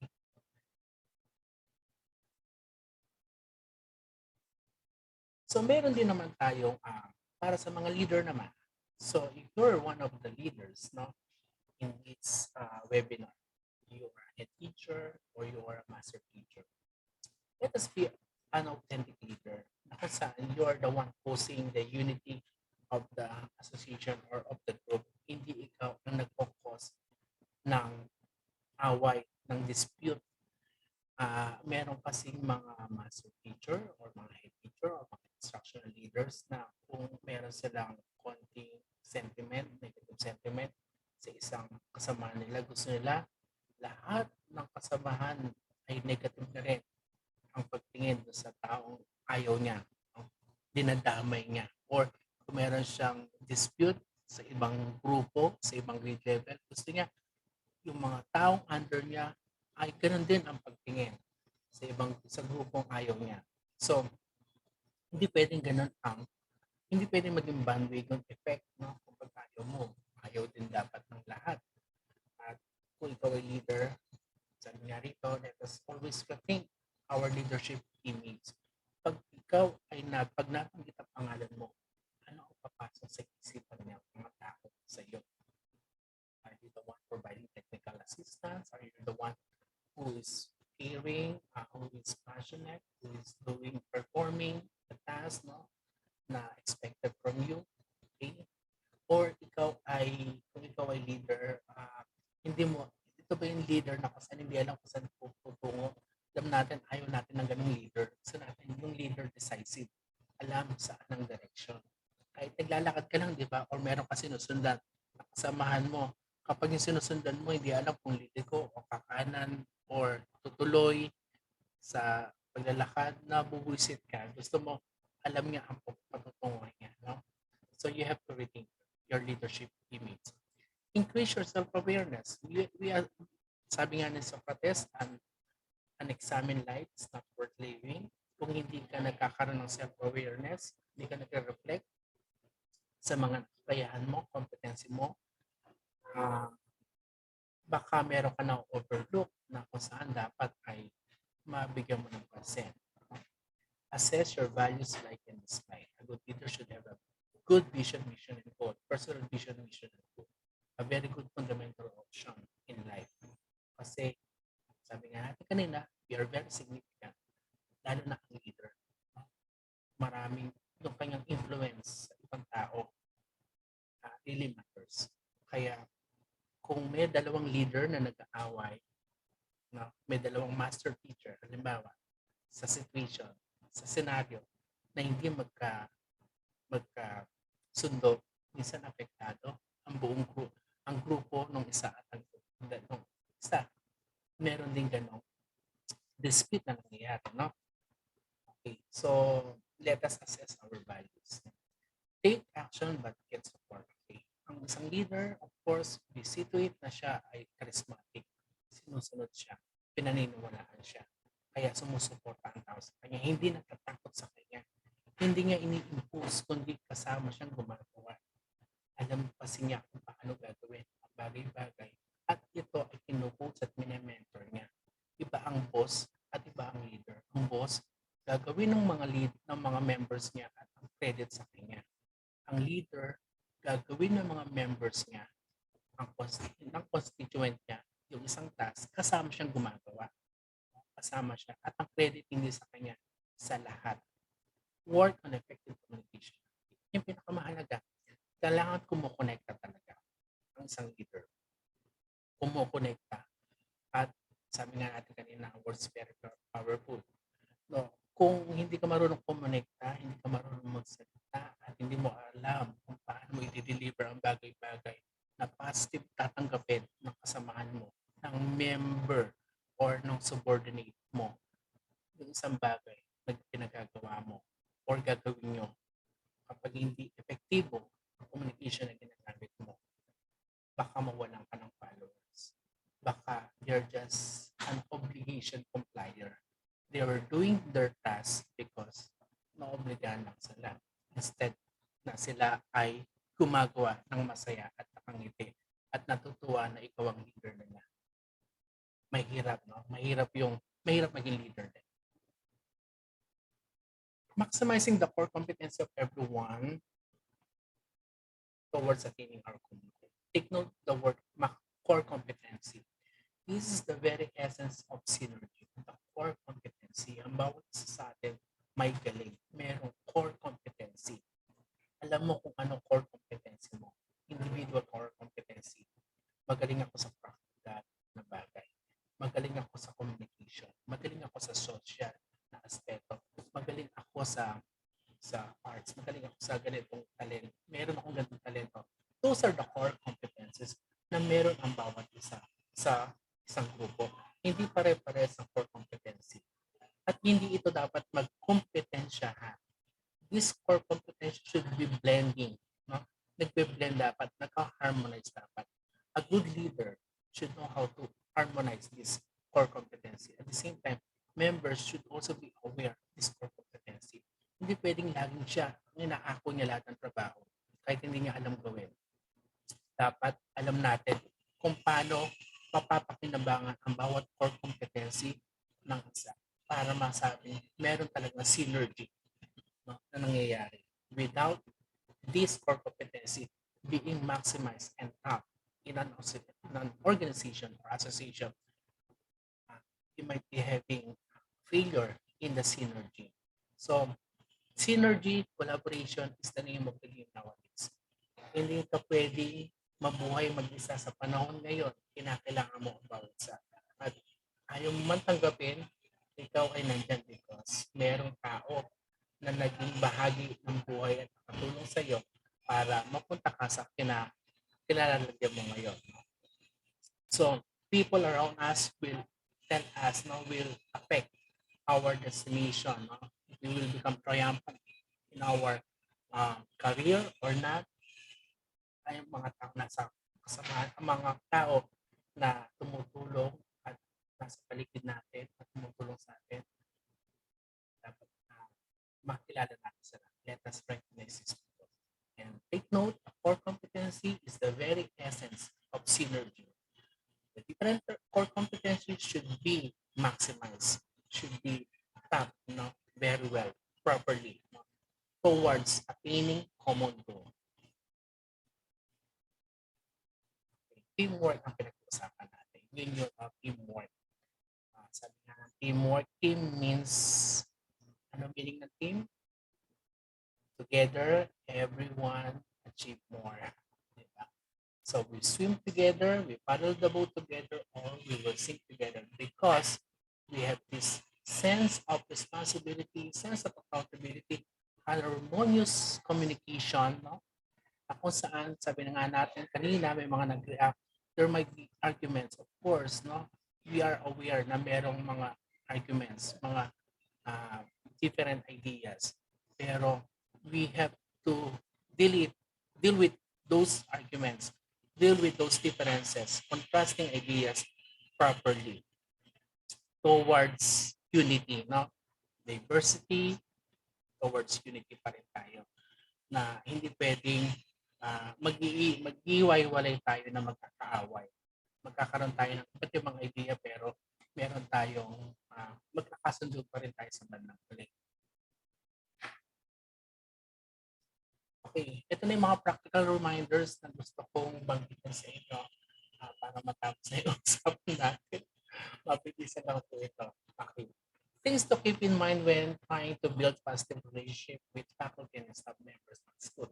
First, encourage and show kindness and humility. Never let an opportunity to show kindness or encouragement to others to pass. No? Minsan mas masarap maging humble. No? Minsan mas let us be generous in providing kindness.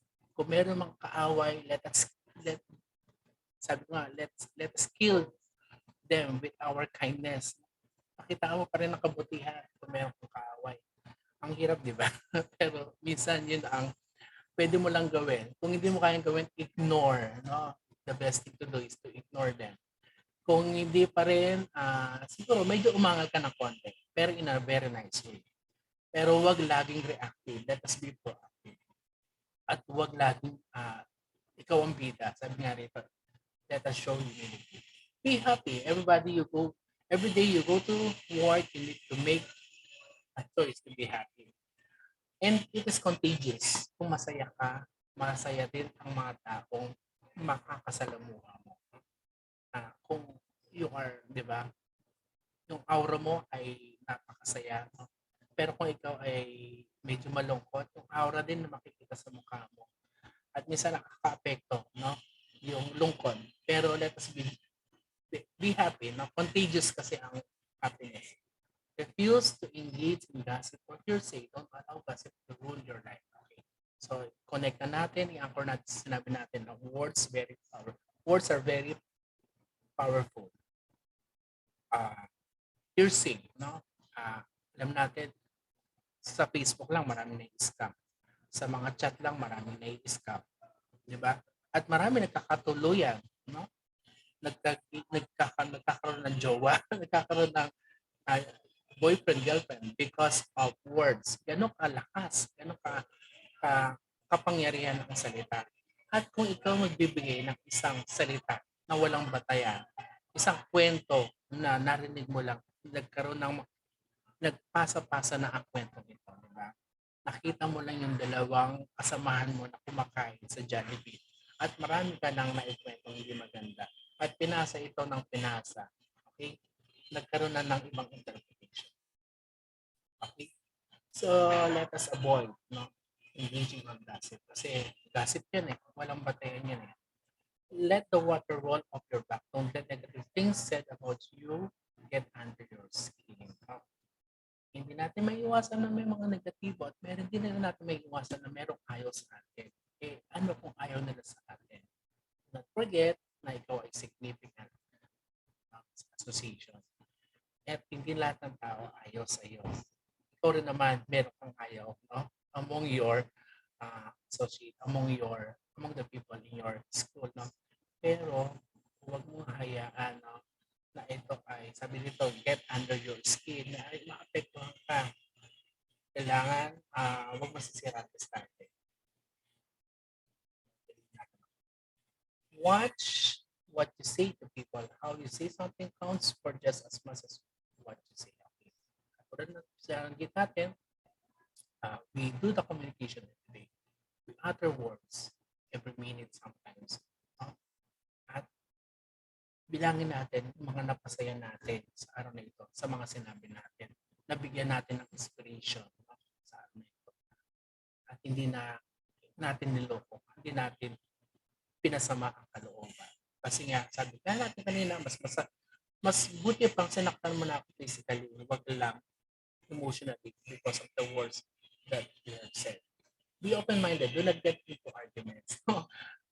Hindi natin maiwas ang arguments katulad ng mga reaction kanina. Pero be open-minded. Let us be objective. No?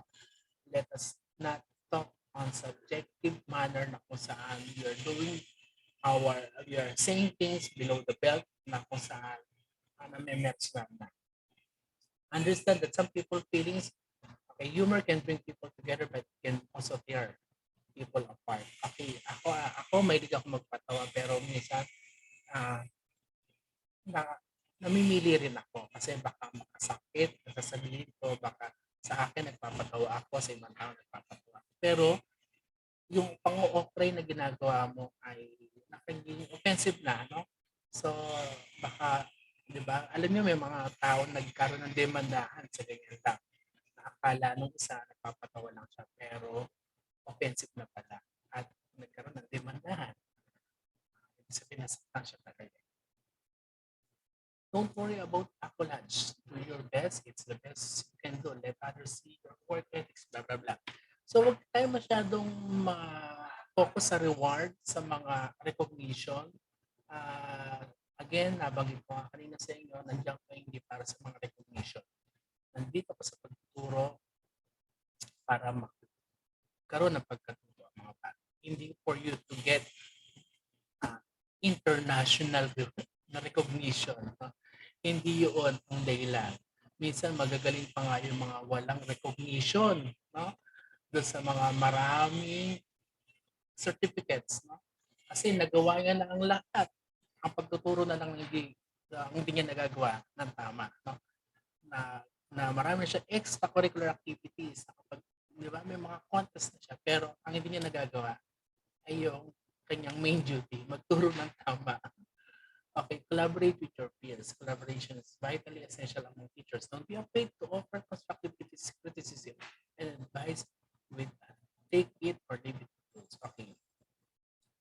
Kung may mga criticism, no, na binabagod sa atin, kung ikaw ay leader, rater, observer, so make it a point, you will deliver it diplomatically without making others feel hurt. Pero kung ikaw naman ang tumatanggap ng mga ganitong kritisismo, huwag ka rin masyado malatsibuyas. Remember na they are just coaching, providing coach, providing advices, no? Sana wag natin ma-feel na ini-impose sa atin, no? At sana isipin natin na tayo pa rin ang may last say, tayo pa rin ang nagtuturo at alam natin ang sitwasyon sa ating mga classroom. Those are just advices, recommendation, at ikaw pa rin ang masusunod. At those criticism will be used as your references, no? Your option para ano man ang piliin mong option na yun para sa sitwasyon ay makakabuti sa'yo. Gusto pa ba ng isang ano lang, mabilis lang po ito.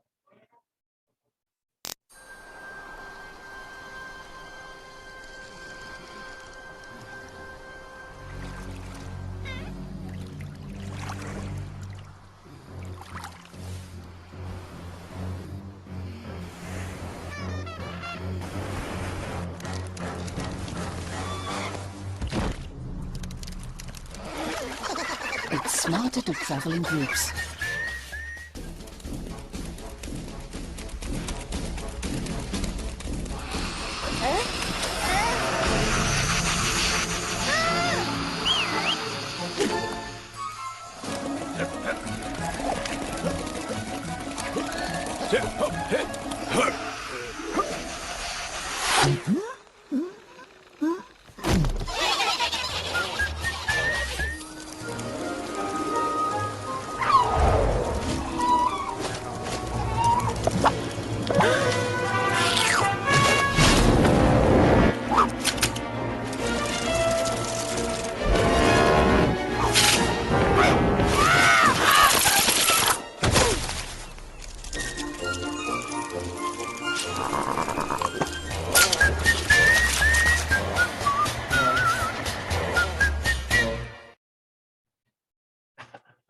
Napapanood kayo sa mga video clips sa Facebook. Okay, mahina pa ba ang boses ko? Kaya gusto ko lang i-share sa inyo. Nakita niyo mga maliliit na organism, but if they go together, collaborate, they will become stronger. Parang tayo, no? Meron tayong iba't ibang core competency. At kung itong mga core competency na ito ay mama-maximize, isipin mo ano ang pwedeng idulot nito sa isang organization. So those are the things that we need to consider, especially the leaders who are here now in our webinar, no, maximize the different competencies of your teachers. Ito naman, things to avoid when trying to build positive relationship with faculty and staff members. Do not talk about or discuss your coworkers with students. No, huwag mong gawin silang audience sa away ninyo or sa hindi nyo pagkakaintindihan ng inyong mga kaguruan. No? Di ba, may ganyan. Minsan, kaharap mo ang estudyante at sabihin mo, sino ba nagturo sa inyo? Bakit yung tinuro? Kaya, alam nyo ba yung teacher ng isang yan? Bakit ganyan, magayos, yung kilay niya, laging tabingi. Yung mga ganun ba? Huwag mong gawing audience sa mga bata, no? Ang mga estudyante nyo. That's not good. That's very unethical. Next, do not engage in conversation or discuss your coworkers with parents. Isa rin, no? Kung hindi ka dapat magsalita ng mga misunderstanding, no, between or among your coworkers, bata, huwag din sa parent. Kasi lalo na ang parent, yung image ng buong eskwelahan ang dala-dala. Na kapag sinabing ang teacher na ito ay ganyan, o kunento ng isang teacher, no, hindi lang yung teacher na yun ang apektado, buong paaralan. Buong paaralan ang naapektuhan at hindi maganda. Do not talk about or discuss your coworker with other coworkers. It creates an atmosphere of divisiveness, mistrust, and animosity. Kung ikaw ay rater, observer, meron ka nakitang hindi maganda during your observation, sarilinin mo at mag-usap kayo during post-con. Huwag mo nang i-broadcast, no? Huwag mo nang ipamalita na hindi siya marunong magturo at sablay yung kanyang ginagawa. Okay, alam naman natin, meron din siyang kagalingan. It so happen, sa puntong yun, hindi lang siya nakahanda. Okay? Hindi lang siya nakahanda. Kaya, naging ganun ang senaryo ng pagtuturo niya. Let us always give the benefit of the doubt with our co-teachers, with our fellow teachers. Baka na-tsempohan lang na hindi siya ganong kagaling that day, wala siya sa mood, okay, during the observation. At kung meron ka nababalitaan din na hindi maganda among your co-teachers, sarilinin mo muna, no? Hindi makakatulong ang pagbo-broadcast ng mga bagay-bagay na negative among your among your co-teachers. Do not isolate yourself on a regular basis. It is not a healthy practice. Okay, sabi nga natin, whether you like it or not, na-deploy ka sa paralan na yan, tinanggap ka nila, at meron ng association na nangyari. At hindi mo pwedeng sabihin na ako ay soloista, ako ay professional na loner. Hindi pwede po yun. Bahagi ka ng organization. Kinakailangan from time to time, nakikihalubilo ka. Okay? Hindi mami-misinterpret ka kapag ikaw ay laging nasa isang sulok at nag-iisa, ngumingiti na mag-isa. So, be part of the group. Avoid being confrontational or combative. Be professional. Okay, yan po. Sinasabi natin. We could agree by on having contradicting views, no? As long as it's not confrontational.